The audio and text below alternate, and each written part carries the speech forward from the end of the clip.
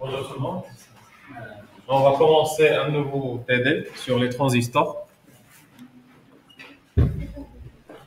L'énoncé du TD vous sera donné dans la séance du cours, comme d'habitude. Alors, essayez de suivre, s'il vous plaît. Alors, vous avez ici un transistor NPN en silicium et polarisé par pont de base. Non, ça n'a comme la copie de celle-là. C'est bon? Essayez de suivre avec moi sur le diapo. L'énoncé vous sera transmis par la suite. Alors, on a un transistor NPN en silicium et polarisé par pont de base, selon le schéma ci-ci. Bien sûr, le schéma de pont de base, c'est ce que vous voyez ici. C'est un schéma de polarisation des transistors. Essayez de suivre, s'il vous plaît. On donne, vous avez le bêta, qui sera quoi ici, le bêta? On l'appelle comment aussi? C'est le gain, n'est-ce pas? C'est le gain de courant. Et le VCC, ça sera la tension d'alimentation. Très bien. On souhaite avoir un pont de polarisation caractérisé par les valeurs suivantes. Vous avez le VCE, le IC0 et le VBE0. Alors, la première chose à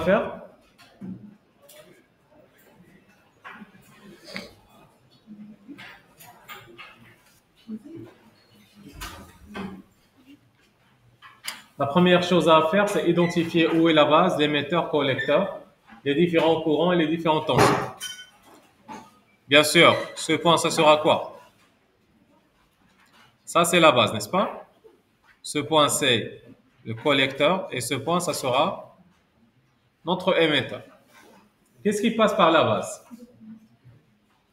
C'est le courant IB. Qu'est-ce qui passe par le collecteur? C'est le courant IC. Et là, vous aurez bien sûr le courant IE. Entre le point E et le C, ça sera quelle tension? Oui? Entre le point C et E, ça sera la tension VCE. Et entre le point E et B, ça sera la tension VB. C'est bon? Alors, vous avez le VCC et le reste, on l'a vu dans le cours. Alors, je zoome un peu pour que vous preniez ce schéma avec les valeurs qu'on a identifiées. Alors, je répète, ça c'est l'alimentation, ça c'est votre transistor NPN. Il y a trois choses, base, collecteur, émetteur. Courant de base, c'est IB. Courant de collecteur, c'est le IC. Courant de l'émetteur, c'est IE. La tension entre le collecteur et l'émetteur, c'est VCE. La tension entre la base et l'émetteur, c'est le VB. Reprendre ce schéma, prenons s'il vous plaît ces différentes valeurs de courant et de tension. Et après, on va continuer. Donc, voici la première question. Déterminer le modèle de Thevenin entre la base du transistor et la masse. Déterminer le modèle de Thevenin entre la base du transistor et la masse. Alors pour cela, on va essayer de retracer ce schéma d'une manière beaucoup plus simple pour pouvoir déterminer les différents éléments. Essayez de suivre s'il vous plaît ce qu'on va faire. Alors je vais reprendre le même schéma, je vais le reprendre ici. Là, ça a été votre RC. Ça, c'est le transistor. Et là, c'était la masse. Bien sûr, la masse, c'est cette partie-là. On l'appelle la masse. Généralement, la tension de la masse, on va la supposer comme étant 0 volt. C'est bon? Et bien sûr, ce point, c'était le VCC. Là, on a les deux résistances. Ça, c'était le RB1 qui est lié au VCC. Et là, vous aurez bien sûr le RB2 qui est lié à la masse. C'est clair? Ce qui fait ce point-là et ce point-là, ils ont le même potentiel. Je peux faire quoi? Je peux éliminer cette partie. Soyez bien. Et dire que là, ça sera aussi la masse. Puisque les deux sont liés, je peux séparer et mettre la masse là et la masse ici. Regardez, ce point et ce point, ils sont liés, n'est-ce pas? Et les deux sont connectés à VCC. Ce qui fait aussi, je peux les séparer en deux pour simplifier le schéma. Et dire quoi? Que ça, c'est le premier VCC. Et là, c'est aussi le VCC. C'est clair? Et je vais mettre les données que j'ai. Ça, c'est la base. Là, c'est le collecteur. Et là, c'est l'émetteur. Qu'est-ce que j'ai fait? J'ai juste simplifié le schéma. Au lieu que les choses seront reliées, je les ai séparées. Ça, c'est VCC. Et là, c'est VCC. Je peux le faire. Là, c'est la masse. Et là, c'est la masse. Et c'est là, pas la peine, bien sûr, de la représenter. Voilà. Pour faire quoi? Pour simplifier le traçage du modèle de Thévenin. Le modèle de Thévenin qu'on veut, il est entre quoi et quoi? Entre la base et la masse. C'est clair? Le modèle de Thévenin entre la base et la masse. Où est la base? Bien sûr, tout cela, c'est la masse. Bien sûr, cette partie-là, c'est la masse. Ainsi, qu'est-ce que je peux faire? Soyez bien, s'il vous plaît. Je vais diviser mon circuit en deux. Regardez le B et le M, ils sont là. Cette partie, c'est quoi? C'est l'entrée ou bien la sortie du transistor? Toujours le transistor a deux choses, une entrée et une sortie. Ça, c'est l'entrée du transistor. Et cette partie-là, ça sera bien sûr la sortie de votre transistor. Et tout cela, je dois le transformer en un modèle de Thévenin. Le modèle de Thévenin, qu'est-ce qu'il a? On aura un générateur ETH, c'est ça? On l'a toujours fait. On sert avec quoi? Une résistance de Thévenin. Et ça doit être entre quoi et quoi? On a dit entre la base et la masse. C'est ce qu'on souhaite faire. Ce qui fait, je vais regrouper tout ce schéma.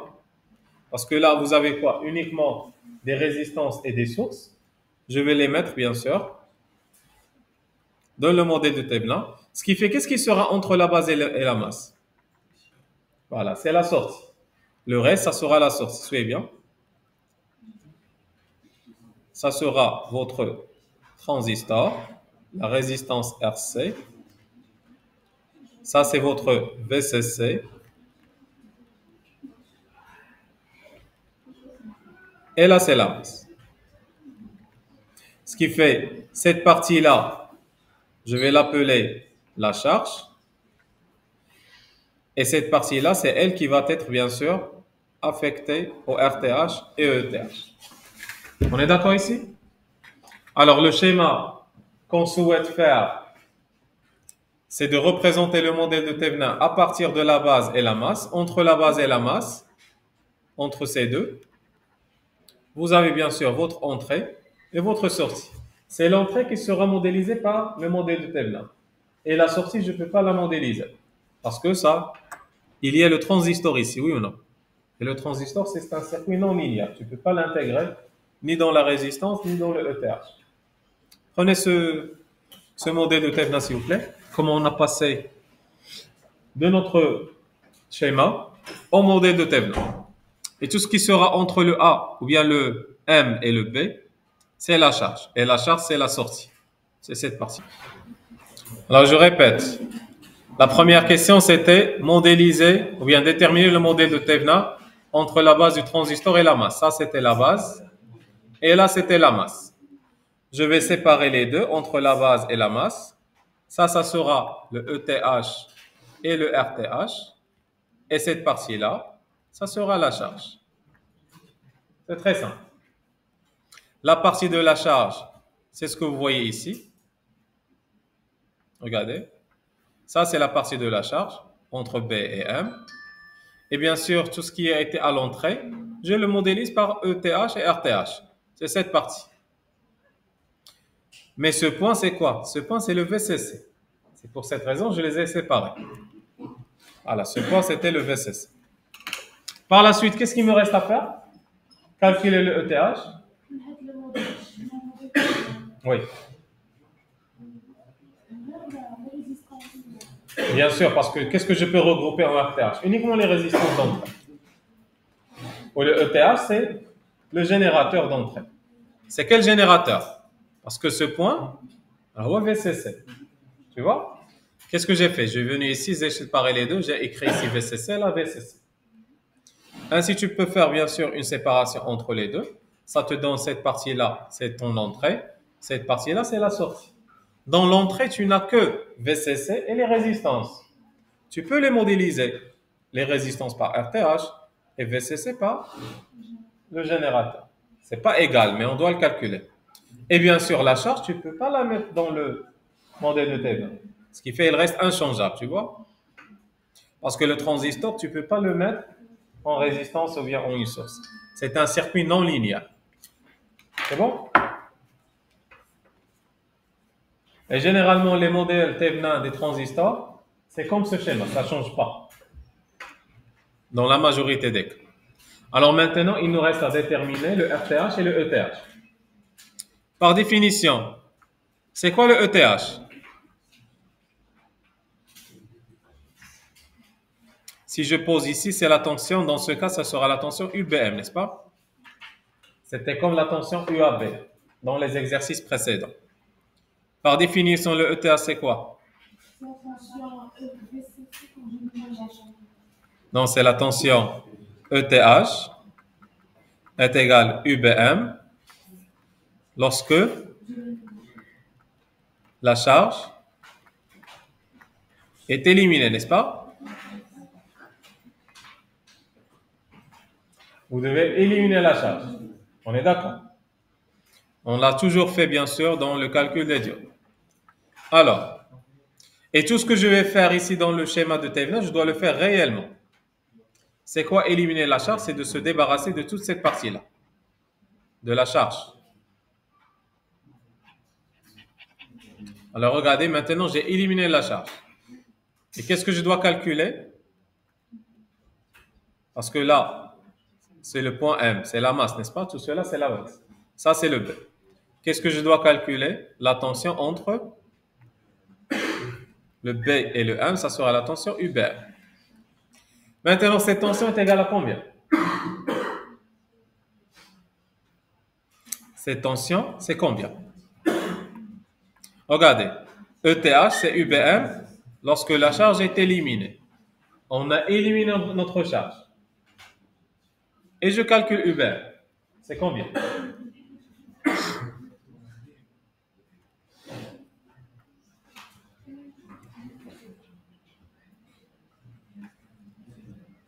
Suivez bien, s'il vous plaît, oui?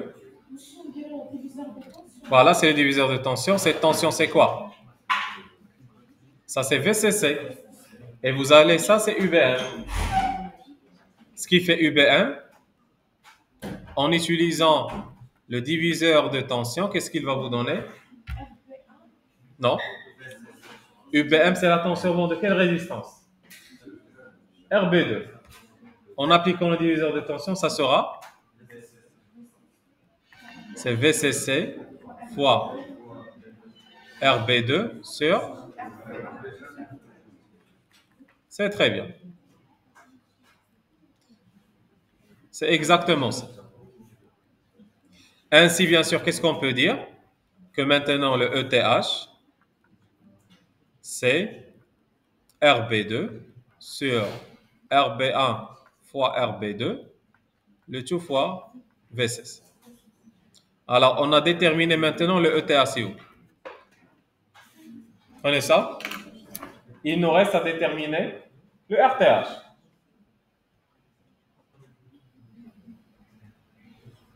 Prenez ça, s'il vous plaît, parce qu'on doit effacer pour pouvoir continuer.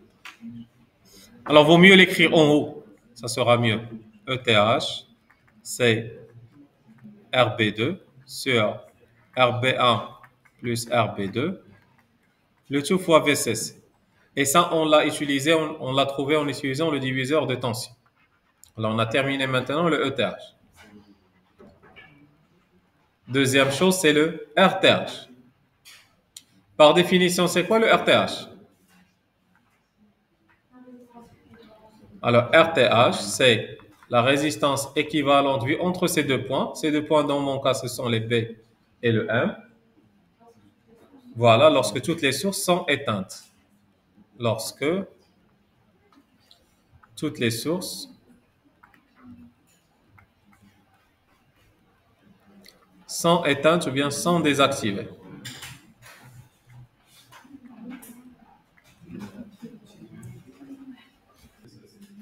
Très bien. La source de tension, c'est le VCC. Comment désactiver cette source? Bien sûr, cette source, tu peux le voir, parce que là, on a mis VCC, mais en réalité, c'est quoi? En réalité, le VCC, c'est un générateur comme ça,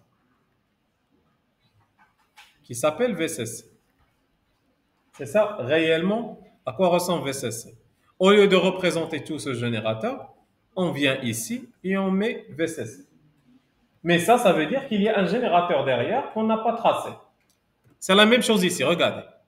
Lorsque vous voyez ce schéma, et dire que ça c'est VCC, cela veut dire que il y a un générateur VCC de ce côté. C'est clair? Mais pour, on veut dire, simplifier le montage, on ne le représente pas et on vient ici et on dit qu'il y a un VCC. Mais derrière, c'est un générateur. Alors, vaut mieux l'illustrer. Lorsqu'on l'a illustré ici, et on a dit que ça, c'était le schéma. Ça, c'est le VCC. En réalité, c'est quoi ce VCC? Réellement, c'est un générateur. Comme ça. Entre la masse et ce point, qui vous donne le VCC. Très bien. Maintenant, je dois le désactiver, n'est-ce pas? Pour le désactiver, qu'est-ce que je fais? C'est une source de tension ou bien de courant? Le VCC. Une source de tension. Pour le désactiver, je le remplace par?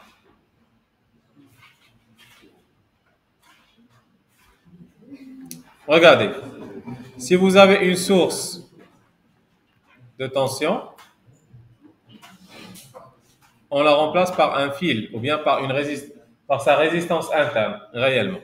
Si vous avez une source de courant, on la remplace par un circuit ouvert. On a déjà fait ça. Là, c'est une source de tension. Ce qui fait que je le remplace par un fil. Je court-circuite les deux. Ainsi, le schéma, ça sera comme ça. Le VCC, je vais faire un court-circuit, comme ça. On est d'accord? Maintenant, la source est désactivée. Ces résistances, ils sont comment?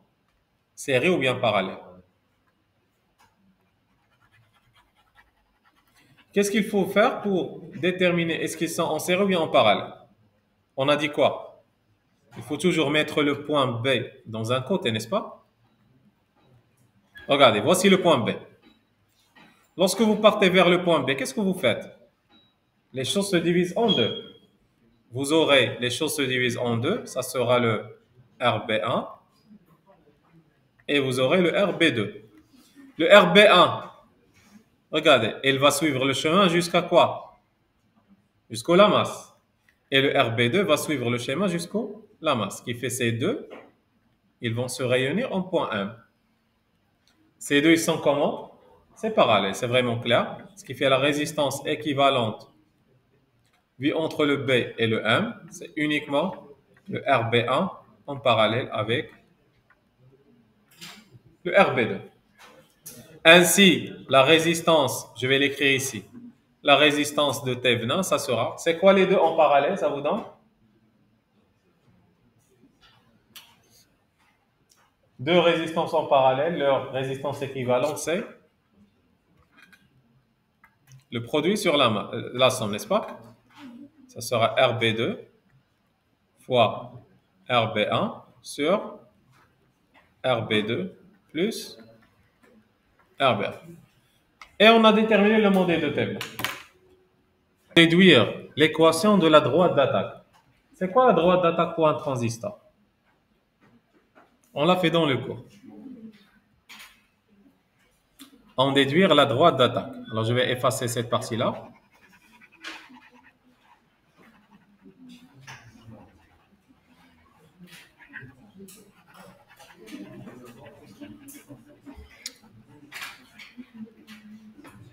Et la suivez bien, s'il vous plaît. Alors, pour un transistor,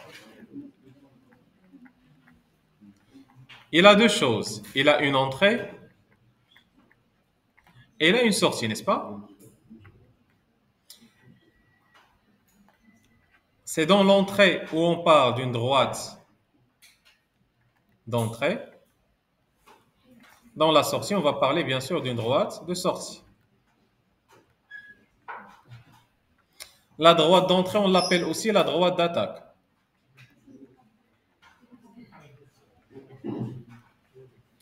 C'est clair? La droite d'attaque. Essayez de bien l'écrire. Pourquoi? Parce que par quoi vous attaquez? Vous attaquez par l'entrée. Et la droite de sortie, j'en l'appelle la droite de charge.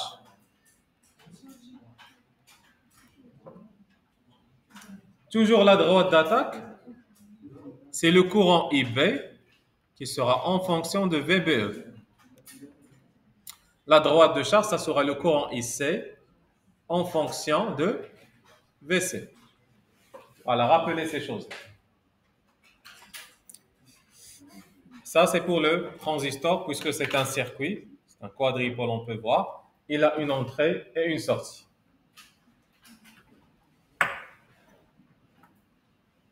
Où est le IB? Le IB, c'est le courant maintenant qui passe par la base. Où est IC? C'est le courant qui va passer par le collecteur, parce que ça, c'est le collecteur. Là, c'est l'émetteur. Et là, c'est le IE.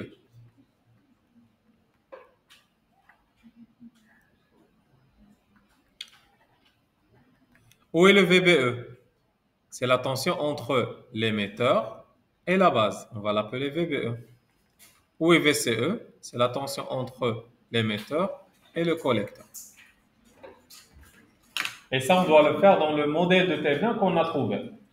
Tous les calculs qui vont suivre, ils vont être à base du modèle de Thévenin qu'on a déterminé.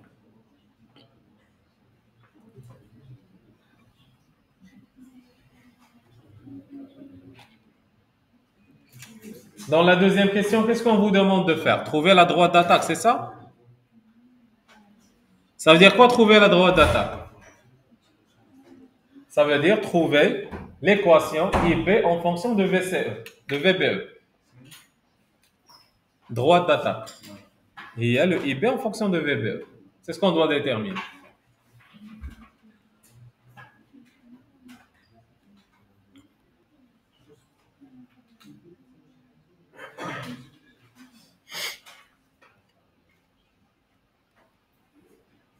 Alors, où est la maille qu'on va utiliser? Le IB en fonction de VBE. Voilà, c'est à gauche. Ce qui fait, là, vous avez le IB, là, vous avez le VBE. La maille qu'on doit utiliser, c'est cette maille. Le circuit fermé, n'est-ce pas? Ce circuit fermé. Bien sûr qu'on va l'appeler. Voilà, la maille que je vais utiliser, c'est cette maille. Toujours l'entrée, il y a le IB et le VBE. Le IB, ça, c'est l'entrée. C'est clair? Où est-il le IB et le VBE? Ils sont là, IB et VBE. Ces deux, ils sont dans cette maille. Où est le IC et le VCE? Voici le IC, voici le VCE. Où est la maille? C'est cette maille. Parce que là, on a dit que tu dois l'imaginer comme étant un générateur. C'est clair? Ça sera cette maille. On va le voir. C'est clair pourquoi c'est cette maille? Parce que c'est toujours la droite d'entrée, c'est le IB en fonction de VB. Et celle-là, on va l'appeler la maille d'entrée, d'accord? Regardez, lorsque le IB va traverser le RTH, il va vous donner une tension, n'est-ce pas? Que je vais l'appeler VRTH. C'est clair. Un courant qui passe par une résistance, il cause une chute de tension. Maintenant, c'est quoi la loi des mailles ici? Si je prends ça, c'est le sens d'orientation de la maille. Ça sera quoi? ETH moins VRTH moins VBE est égal à 0. Je vais l'appeler la maille d'entrée. C'est elle que vous voyez en jaune. Et ça ne change pas, toujours le cas. Ce qu'on fait ici, vous pouvez bien sûr le répercuter sur tous les exercices qu'on va voir. Toujours, c'est la même chose. Alors, j'ai le VB. Comment faire sortir le IB? Parce que je dois apparaître le IB. Alors, vous avez le ETH. Où est le IB? Voilà, c'est le RTH, IB. Ça sera ETH moins RTH fois le IB moins le VBE est égal à 0. Qu'est-ce que je dois faire par la suite? Trouver le IB en fonction de... Voilà, ça sera RTH fois IB. Non, parce que déjà, il y a le moins. Voilà, ça sera ETH moins... Maintenant, le IB, ça sera ETH moins VBE sur RTH. Et ça, c'est quoi? Ça, c'est la droite d'attaque. C'est une droite. AX en fonction de B, d'accord? AX plus B. Alors, la droite d'attaque, c'est la droite d'entrée, c'est le IB en fonction de VB. Prenez ça, s'il vous plaît. Ça, c'est la deuxième question. Et alors, on passe aux autres questions. Alors, on a fait la première, on a fait la deuxième. On est dans la troisième question, s'il vous plaît. Regardez. Dans la troisième question, on veut que le RB1 soit 10 fois supérieur à RB2. Pour cela, calculez les deux valeurs. Comme donné, qu'est-ce qu'on a? RB1 est égal à combien? 10 fois le RB2. C'est ça la donnée que nous donne bien sûr cet exercice. Et en vous donnant ça, déterminez la valeur de RB1 est égale à combien et la valeur de RB2 est égale à combien?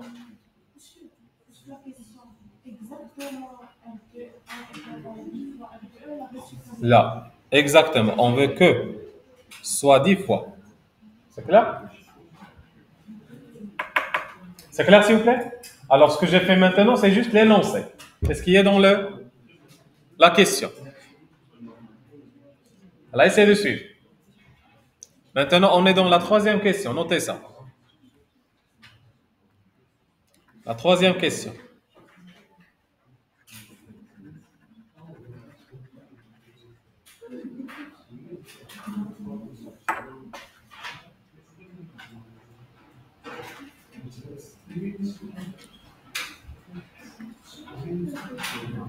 Alors, suivez bien, s'il vous plaît. Si le RB1 est égal 10 fois, troisième question, 10 fois le RB2, le ETH va être égal à combien?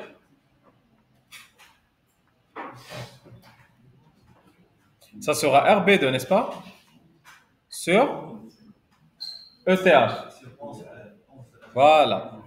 Sur 10 fois RB2 plus RB2. Ça sera bien sûr RB2 sur 11. Bien sûr, n'oubliez pas fois VCC, d'accord? RB2 sur 11 RB2 fois le VCC, ça vous donne combien? Voilà, c'est VCC sur 11. Et pour le RTH, il y a là directement pour le RTH, ça sera 10 fois RB2, le tout au carré, sur 11 RB2, ça sera 10 sur 11 RB2. Ça, c'est juste d'après ce que l'exercice nous a donné. Prenez ça, s'il vous plaît. Ça, c'est la question 3. Si vous avez ça, c'est ce que vous aurez pour le ETH et le RTH. Alors, suivez bien. Je vais continuer le circuit de VCC. Ensuite, Alors là, on a dit que c'est le VCC, d'accord? C'est ce qu'on a déjà dit. Alors, comment trouver, s'il vous plaît, cette valeur? Je dois trouver le RTH est égal à combien, n'est-ce pas? Qu'est-ce que j'ai comme donnée? Soyez bien. Qu'est-ce qu'on a comme donnée? On a le VBE0, on a le IC0, et vous avez le VCE0, vous avez le bêta, et vous avez le VCC. Très bien. Pour déterminer le RB2, je dois connaître quoi? Le RTH. Pour déterminer le RTH, je dois déterminer quoi? Parce que le RTH, c'est quoi? Qu'est-ce qu'on vient de déterminer? On vient de déterminer que le IB, c'est quoi?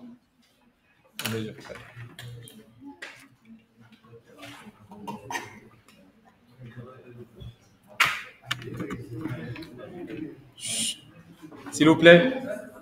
On vient de déterminer que le IB, c'est quoi? C'était quoi? ETH moins VBE sur RTH. Alors, RTH, c'est quoi? C'est ETH moins le VBE sur IB. Qu'est-ce que j'ai? J'ai pas le IB, mais qu'est-ce que j'ai? J'ai le IC0. Lorsqu'il y a IC0, VCE0, le 0, ça signifie quoi? Non. Ce régime linéaire, on l'appelle comment? Le 0. Le point de repos, vous vous rappelez? Clair? Qu'est-ce que je vais dire? Que au point, soyez bien, au point de repos, le RTH, elle devient ETH moins VBE, maintenant 0, sur IB. Quel IB? J'ai pas le IB 0. Qu'est-ce que j'ai? Je sais que le IC 0, c'est quoi? C'est bêta IB 0. Ainsi, le IB 0, ça sera quoi? IC 0 sur bêta. Je remplace. C'est quoi le IC 0? 1 milliampère. Et le bêta, c'est 100. Ça sera 1 fois 10 à la puissance moins 3 sur... Ça vous donne combien? Voilà, c'est 1, 10, moins 5. C'est clair? Ampère. C'est 1 fois 10 moins 5 ampères. Ou bien c'est 10. Si ce n'est pas milli, ça sera microampères. C'est 10 puissance moins 6, d'accord? Prenez ça maintenant, on a trouvé le IP0. Si je retrouve le IP0, je peux retrouver le RTH. Si je retrouve le RTH, je retrouve le R2. Ainsi, je retrouve le RBR. Et là, c'est très important. Au point de repos, qu'est-ce qui change? Le VBE devient VBE0, le IC devient le IC0, IB devient IB0, et ainsi de suite.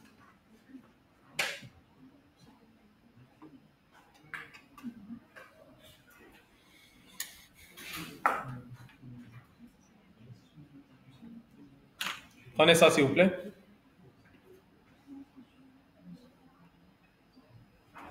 Comme données, quelles sont les données qu'on avait?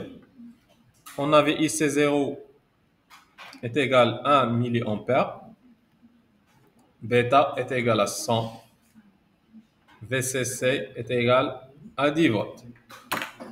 Ce sont les données qu'on avait. Et le VBE0, c'était combien?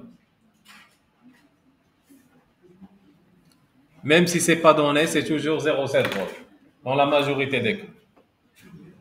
Parce que c'est la tension de seuil. Tout cela, ce sont des données. Alors, je vais effacer cette équation, vous le connaissez déjà. Et on va écrire que maintenant le RTH, le ETH, c'est combien, s'il vous plaît? ETH, c'est combien? Regardez, ETH, c'est, voilà, c'est VCC sur 11, VCC c'est 10, ça sera 10 sur 11. Le VBE0, c'est 0,7. Le IB, c'est combien? 10, 10 puissance moins 6. Ça vous donne combien le RTA, s'il vous plaît? Calculez ça.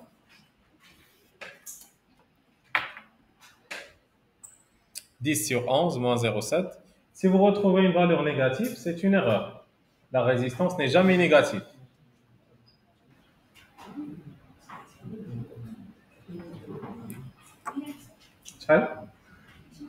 Alors, c'est 20,9 kilo.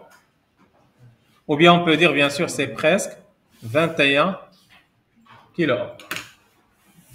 Parce que 20 000, c'est 20 kilos. Très bien. Maintenant, on n'a pas encore terminé. Ça, c'était juste le RTH, d'accord? Et je sais quoi? Que le RTH est égal à combien? C'est 10 sur 11, voilà. On sait que le RTH, c'est 10 sur 11 fois le RB2. Ainsi, le RB2, ça sera combien? 11 sur 10 RTH. Alors, faites ce calcul, s'il vous plaît, pour me donner la valeur de RB2.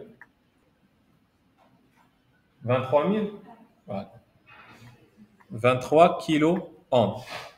Ainsi que le RB1, c'est combien? C'est 10 fois RB2, n'est-ce pas?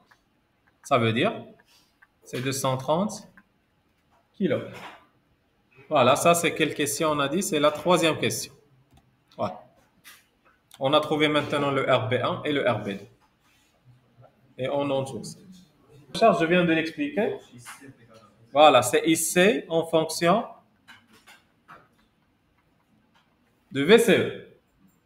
C'est clair? La droite d'attaque, toujours c'est IB en fonction de VB. Changez le C avec le B et vous trouverez le résultat. Alors, qu'est-ce qu'on aura?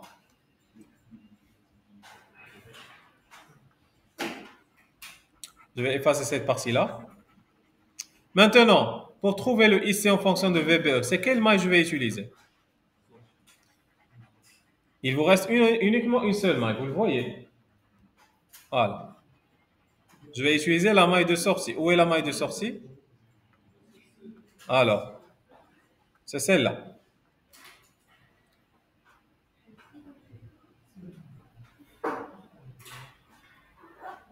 C'est clair? Dans le transistor, il y en a deux mailles. Maille d'entrée, maille de sortie. Dans cette maille, quelles sont les tensions qui existent? Il y a le VCE, il y a le VCC, quoi d'autre? Voilà, le VRC, n'oubliez pas. Parce qu'un courant qui passe par une résistance, c'est une tension. Et là, c'est le VCC. Alors, c'est VCC moins ou bien plus? Moins VRC, moins VCE est égal à 0. Pour faire apparaître le IC, ça sera? Voilà.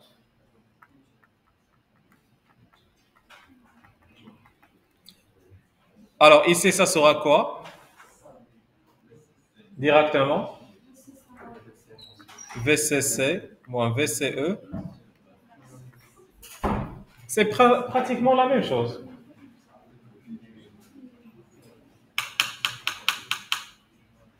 Qu'est-ce qu'on cherche? La droite de charge. C'est celle-là, tout simplement. Ça, c'est la réponse à la question, s'il vous plaît. Qu'on va l'appeler